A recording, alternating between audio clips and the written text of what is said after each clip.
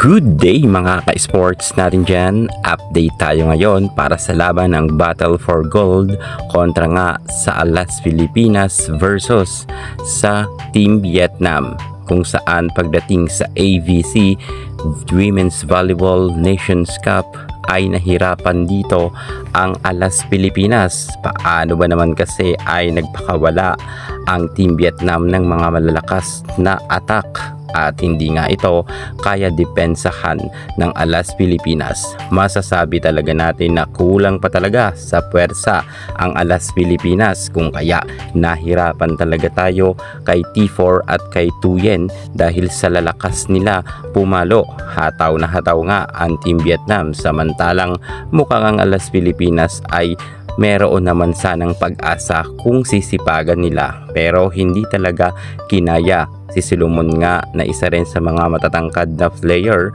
ng Alas Pilipinas ay hindi nga rin umubra. Bagamat palaban naman ang Alas Pilipinas dahil magaling ang kanilang setter, pero hindi pa talaga natin kaya tapatan ang Team Vietnam.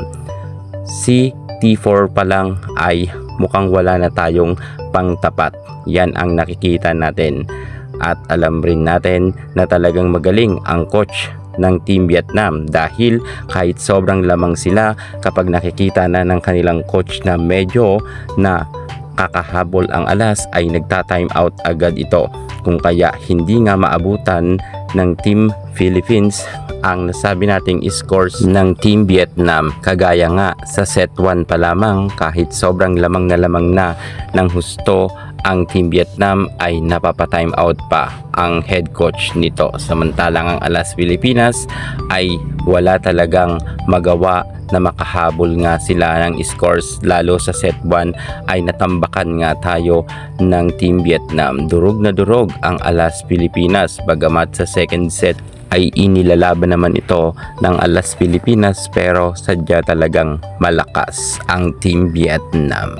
Siguro more practice pa ang Alas Pilipinas kung gusto nga natin manalo ng gintong medalya, lalo't ang Vietnam nga ay sobrang hirap na hirap tayo makalusot dito. Sayang, dahil kung matalo sana natin ang Team Vietnam ay meron na ngang gintong medalya ang Alas Pilipinas. Pero nakakalungkot nga lang dahil natatambakan nga ang Alas.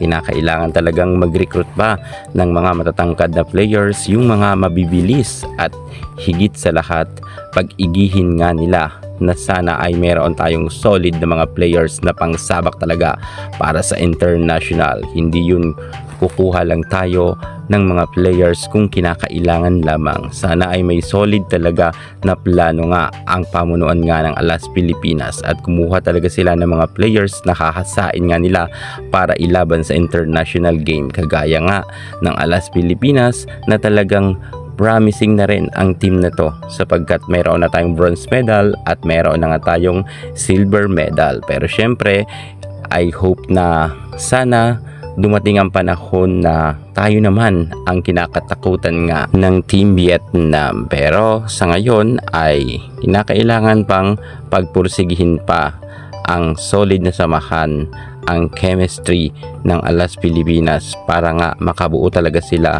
ng solid na team at mapatiklop nila sa susunod na conference ang nasabi nating Team Vietnam.